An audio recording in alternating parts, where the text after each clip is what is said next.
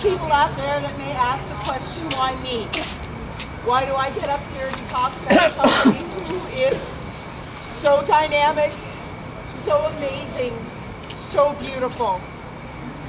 Part of it could come from the fact that she wanted me in her family. First time she really walked up to me and made an outlandish remark. She said, "You're going to marry my brother." Ronnie, you're safe, man. Okay. And then she wound up turning out and making Tim her brother over at the Inn of the Seven Sisters. She got her way. She got her way. Well, there's a lot of things maybe, but that's okay, we'll talk later.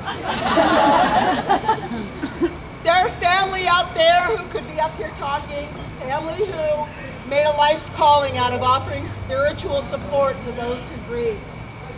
There are friends out there who knew her better, loved her deeper in different ways that I can't. But I think one of the main reasons that Anne asked me to talk about her when she got the chance to talk to me about this is because she knew that she did not want grieving. That was not what she was about.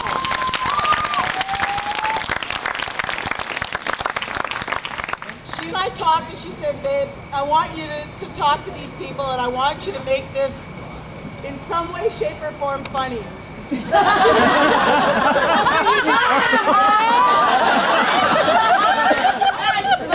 I could talk about the fact that I licked her cleavage. And I'm the straight one. But I won't do that.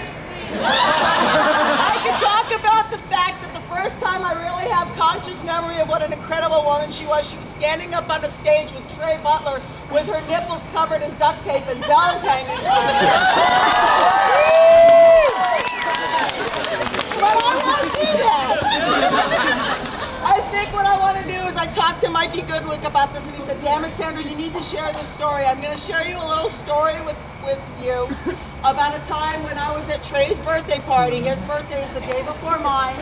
And I found out that Mikey and I had the exact same birthday. Now, I don't know if you know Mikey Goodwick. He tends to drink. Just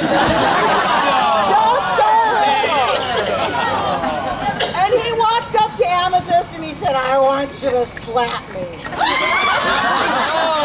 Now, Amethyst has had some background in this kind of situation. And she didn't skip a beat, she just looked at him and she said, "Rings on or rings off?" And he said, "Rings on." And she said, "Front hand or back hand?" And he said, "Front hand." And God bless her, she hauled off and slapped the shit out of him. And I will have you know that the rest of that night he followed her around and said, "Do it again." That was him. She was a giver. Now there's a lot of people here tonight that are here to offer their love to her. But I think the one thing that really speaks about Anne more than anything else is there's a whole shitload of free food back there. All of you cheap-ass sons of bitches are going to come here and eat that free food. And if anything screams Amethyst Mariani, it is that specific situation. She feeds us. She never let anyone go hungry. She never let anyone go unhugged. She never let a straight line pass, God bless her. Am and I shared a lot of common thought. And in fact, we used to joke that she would think it, I would do it, and get blamed for it. And it was such a situation that we used to think that we would do a night show where one of us would dress all in black and one of us would dress all in white, and we would sing Me and My Shadow because we were so much of the same mind, which is really a scary ass thing when you think about it. I wish to God that I had the chance to sing that with her above and beyond just us running around the house like a bunch of maniacs singing that. But that's gonna just have to come in a better place. I love that woman because she was my touchstone. She was the only person who could kick me in the teeth and say, "You are so fucking up, Sandra, don't do it." And I would take it from her, and because she was a straight shooter.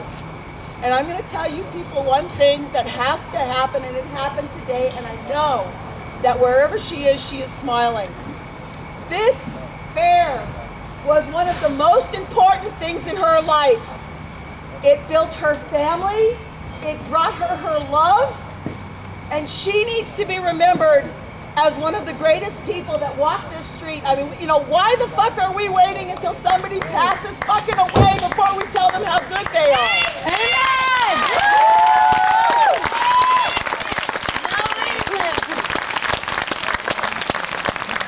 She was a power, and there are powers out there. Every time you think I'm gonna lie in the back and have a cigarette, I'm gonna drink a beer, I don't give a shit, I'm tired, I'm hot. I want you to ask yourself, what would Amethyst be doing? Because Amethyst would be balls to the wall out there entertaining those people, because that's what her fucking life was about. And I want to see this fair do what happened today. There was songs in the street. There were people taking all of that anger and all of that sadness and all of that crap, and they were turning it around into something beautiful and powerful and magical. And that's gotta happen every day, not just for Amethyst, but for every one of us who's left behind. Every one of you people is being challenged right now. You gotta go out there and give 110% because she did, and she expected that, no less of that from any of the people that worked with her, and boy, God, she'd tell you if you didn't give it. I'm gonna read something that Linda said, because this is something that she wanted read. But I'm going to send her a personal thank you.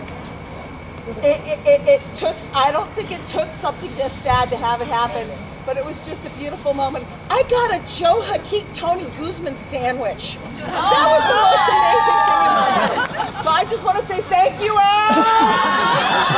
Baby, you were right there with me, and it was good.